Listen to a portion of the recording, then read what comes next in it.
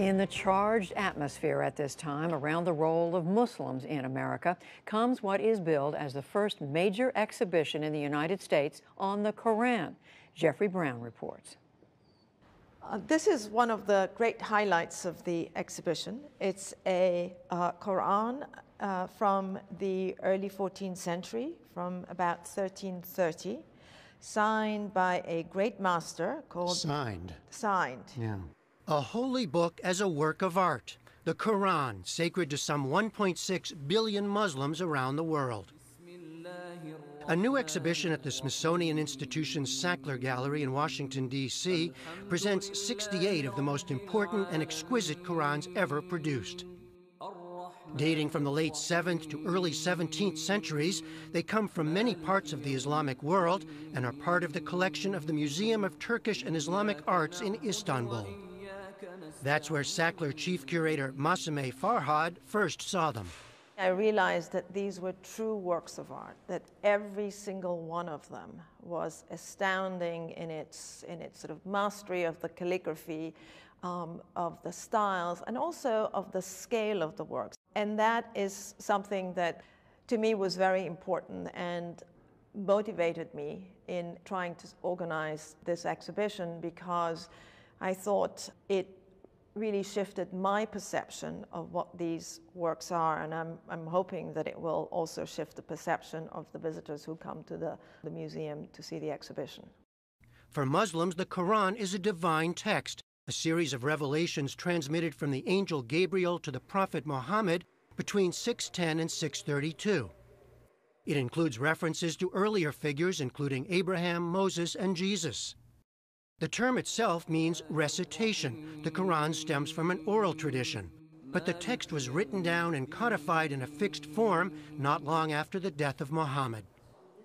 Maria Dekake teaches Islamic religious thought and history at George Mason University. One of the things that's rather striking about the Quran when people read it for the first time is that it often takes a form of direct address. So it will say sometimes, "Oh, you who believe."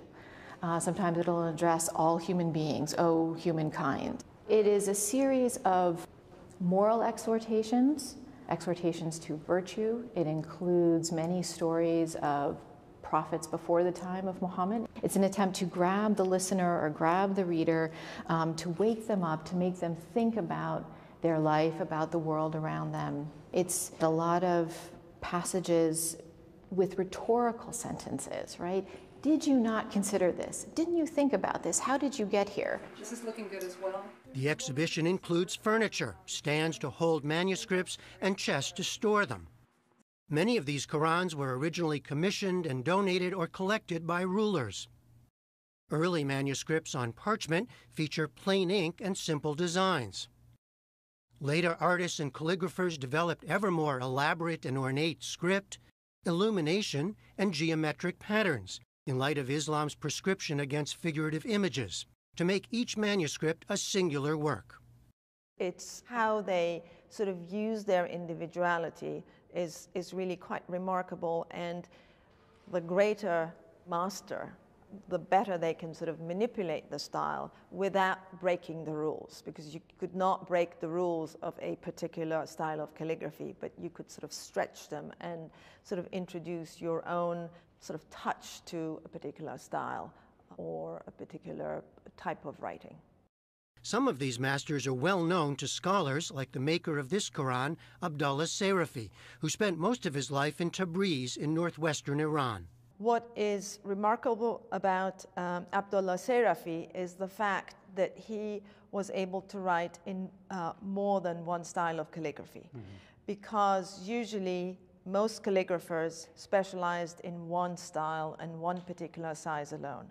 It was clearly a Quran that was meant for display. It is so lavish in its use of both illumination, in terms of that sort of very rich black ink, the fact that every gold line is outlined in black. I mean, this is a visual feast and is supposed to be viewed and looked at. So it was meant as a display copy. How long would it take to do something like this? Many years. Years for each one? For each one. Even amid a highly contentious and politicized atmosphere today concerning Muslims in America, the curators say this exhibition was long in the works and the timing is coincidental. For her part, Maria Daycake hopes it will shine a different kind of spotlight on Islam and the Quran. You will hear sometimes Islamophobic comments about Islam, and they'll say, well, you know, why would I want to know anything about this text? I see what kinds of things it produces, right? It produces people who behave in these violent ways or something like that. But when you come here, you see the larger reality of what it's produced, right? It produced beauty. It produced scientific inquiry. It inspired literary endeavors.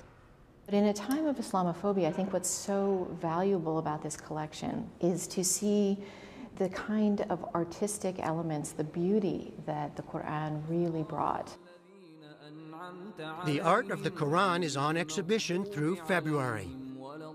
From the Sackler Gallery in Washington, D.C., I'm Jeffrey Brown for the PBS NewsHour.